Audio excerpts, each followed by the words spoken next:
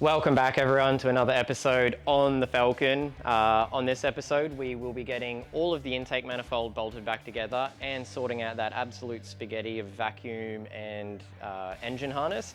So come along for the journey, watch us struggle so you don't have to in your swap.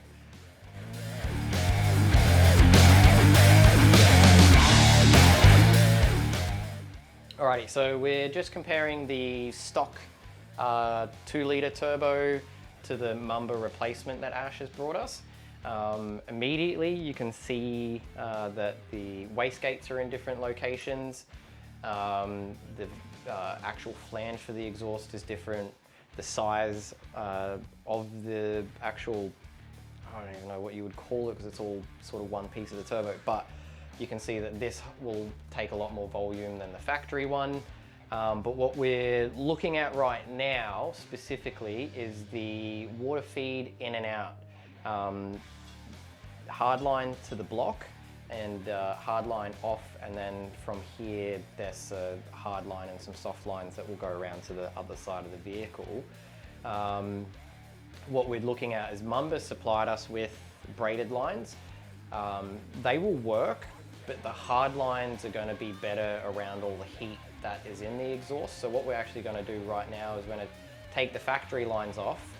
We've already worked out that the threads are the same, and we're just going to see if these fit around all the difference in the rear of the turbo and can bolt into their factory locations and work without having to reinvent the wheel, because we already know that we're going to have to do that for the turbo oil drain because it will no longer reach or bolt into this, so we're going to have to make our own. And yeah, let's get into it. Let's see if it fits. Neither of the two stock lines were going to fit without modifying them. So we've now fitted up the two Mamba lines, and yeah, they're going to work perfectly fine. So I think, yeah, we'll stick with the Mamba lines.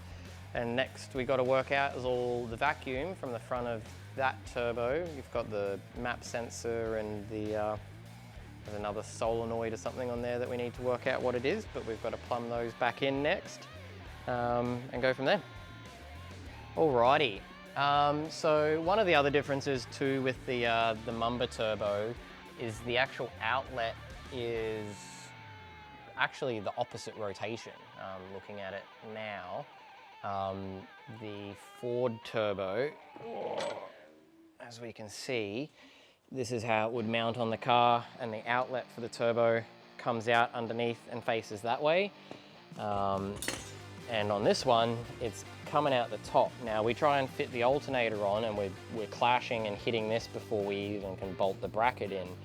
And if we were to undo the actuator and clock the turbo around so it's at the bottom, so what we're going to do is we're going to just take the actuator arm off, and we're going to loosen the turbo, lightly clock the turbo until we can fit the alternator and the bracket on and still fit piping, and then we can readjust the actuator to work from its new position. And if that doesn't work, well then we're changing turbos. But I think we should be able to make it work without drastically changing the position of the turbo. So let's get the alternator off of its bracket, the bracket properly mounted, and then we'll start clocking and refitting the alternator until everything doesn't clash and we're good.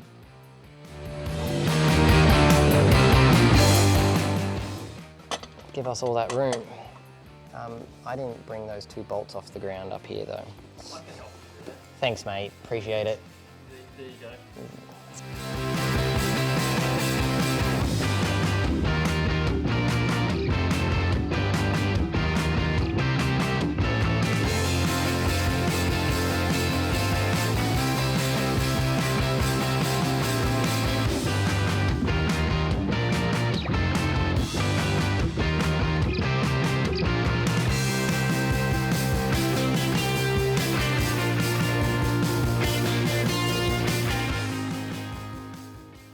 Have a big problem with the actuator.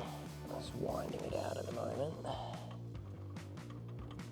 So that there is our actuator, and the turbo was mounted and cast so the actuator arm would be in one position. And to make the alternator fit, in its factory location. We've moved all of this, and now this actuator arm, specifically this rod here, is going to be wrong. So. That there's our actuator port, and we just need to do that action. What we need to do though is get it to come down all the way and go into here. So it needs to come from here up to there. So as you can see, it's not a straight run. All right, well, first things first is that is a brake booster vacuum line, and we didn't want a two-piece one. So let's go make another one. We're not going to use a hard plastic OEM one. We're just going to use just some standard rubber vacuum line, and we'll measure this up, cut this one to length, and we'll fit it all up and clamp it down.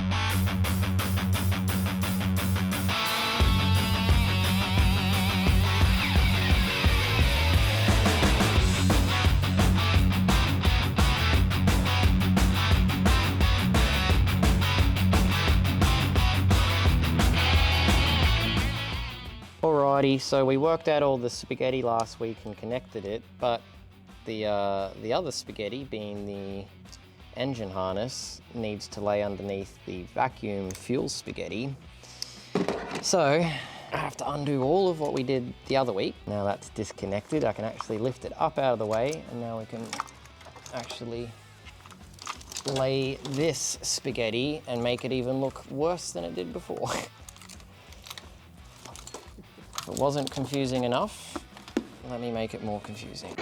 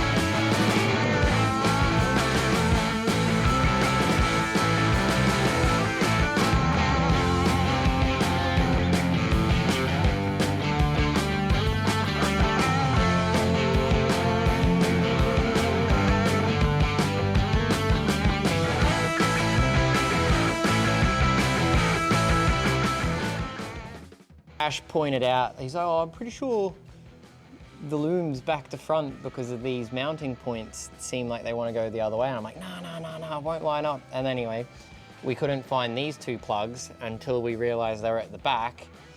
And then I had to admit that Ash was right. I was wrong. It was upside down, Mr. Squiggle. So I had to take it all back off. And guess what? Now it all lines up. Everything's plugging in better than it did before.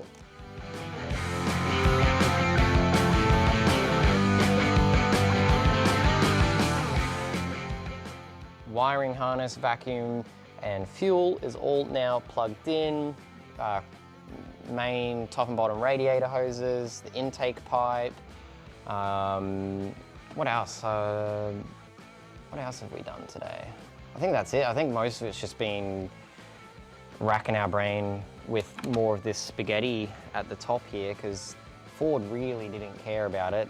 They clearly did what most manufacturers do, put an engine hat over it and hide it all. But nonetheless, it's laid, it's in place, everything's plugged in, and we're just that little bit closer to firing up. Yeah, next up we'll be attacking all this hot side and working out all that mess, because there's going to be fabricating and modifying and changing a lot of stuff on that side to make it work, but that's not a big deal. It's just saving the worst part to last, I think. That brings us to the end of another episode, and I don't know, that wasn't physically draining, but mentally trying to work that out when there's no information on these, because it's a 4-cylinder. No one wants a 4-cylinder. They want the 6-cylinder turbo, or they want the V8. So we've worked it all out. It's all plugged back in.